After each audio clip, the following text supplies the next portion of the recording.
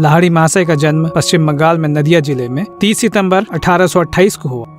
35 वर्ष की आयु तक दानापुर में सेना में अकाउंटेंट लाहिड़ी महाशय एक साधारण गृहस्थ के रूप में सांसारिक जीवन जीते थे। 1869 में उन्हें सूचना मिली कि उनका स्थानांतरण रानीखेत में हो गया, जहां सेना का नया कैंप स्थापित किया जा रहा था। एक सेवक के साथ घोड़े और बग्घी से यात्रा करते हुए दानापुर से रानीखेत तक लगभग 500 मील की दूरी तय करने में 30 दिन का समय लगा। रानीखेत में लाहिड़ी महाशय खाली समय में पहाड़ियों की सुंदर वादियों की सैर के लिए निकल पड़ते।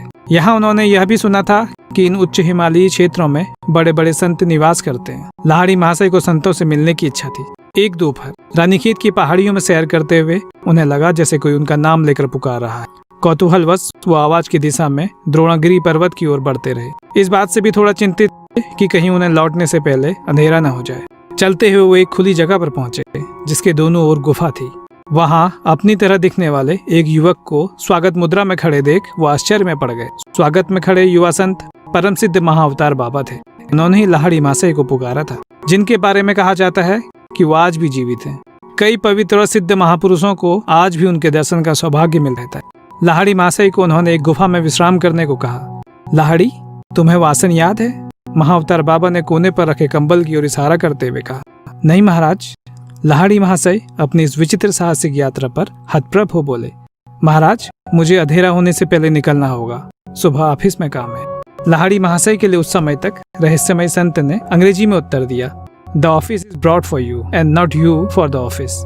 ऑफिस तुम्हारे लिए लाया गया, तुम ऑफिस के लिए नहीं। महाअवतार बाबा का तात्पर्य आर्मी की छावनी से था, जिसकी कुछ दिन पहले ही रानीखेत में स्थापना हुई थी। निर्जन वन में एक सन्यासी से ये शब्द सुन लाहिड़ी महाशय अवाक रह गए। महाअवतार बाबा ने आगे बताया कि लाहिड़ी महाशय के रानीखेत स्थानांतरण के लिए उन्होंने ही सेना के अधिकारी के मन को सुझाव दिया। इसके बाद उन्होंने लाहिड़ी महाशय के माथे को स्पर्श किया तो उनकी पूर्व जन्म की स्मृतियां जाग उठी।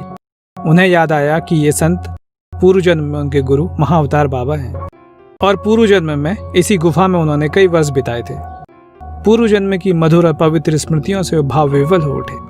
उस रात लाहिड़ी महाशय के पूर्व जन्म के कर्मों के बंधन की मुक्ति के लिए महाअवतार बाबा ने उस जंगल में अपनी योग शक्ति से सोने और रत्नों से प्रकाशित एक महल का निर्माण करा, जिसका कारण लाहिड़ी महाशय के पूर्व जन्म में जगी एक इच्छा थी। हिंदू मान्यता है कि जब तक मनुष्य में कामना और इच्छा शेष है, उसका जन्म और मृत्यु का चक्र चलता रहेगा।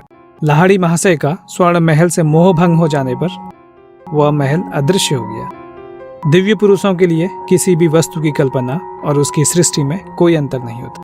पूर्व जन्म के अनुभूतियों का बोध, महाअवतार बाबा से प्राप्त ज्ञान और उनकी कृपा से अगले 7 दिन तक लाहिड़ी महाशय निर्विकल्प समाधि में लीन रहे। आत्मज्ञान के अनेकों स्तरों को पार कर 8वें दिवस लाहिड़ी महाशय ने उसी वन में बाबा जी के साथ हमेशा के लिए रहने की इच्छा प्रकट की। बाबा जी ने उन्हें बताया कि उनके इस जन्म का उद्देश्य सामान्य मानवों के बीच रहकर अपनी भूमिका निभानी है। उनका इस बात के पीछे गहरा उद्देश्य था कि गृहस्थ योगी के रूप में उन्हें सांसारिक लोगों के मध्य रह उन्हें सांत्वना देनी होगी कि गृहस्थ भी ब्रह्म की उपलब्धि कर सकते हैं, जिससे पारिवारिक बंधन में बंधे सांसारिक कर्तव्यों से दबे अनेकों लोगों को बिना सांसारिक बंधन तोड़े ब्रह्म ज्ञान की प्राप्ति के लिए साहस और प्रेरणा मिलेगी। महाअवतार बाबा ने लाहिड़ी महाशय को यह भी वचन दिया कि जब भी लाहिड़ी महाशय आह्वान करेंगे, बाबा जी उनके समक्ष प्रकट हो जाएंगे। बाद में कई अवसरों पर बाबा जी उन्हें दर्शन देते रहे। महाअवतार बाबा ने लाहिड़ी महाशय को भगवद गीता के समर वचन को सभी शिष्यों को बताने को कहा। स्वल्पम पयश्च धर्मस्य त्रायते महतो भयात्, अर्थात इस धर्म की थोड़ी सी भी साधना बड़े से बड़े भय से रक्षा करती है। बाबा जी के आदेश से लाहिड़ी महाशय द्वाराहाट के द्रोणागिरी की पहाड़ियों से नीचे उतरे।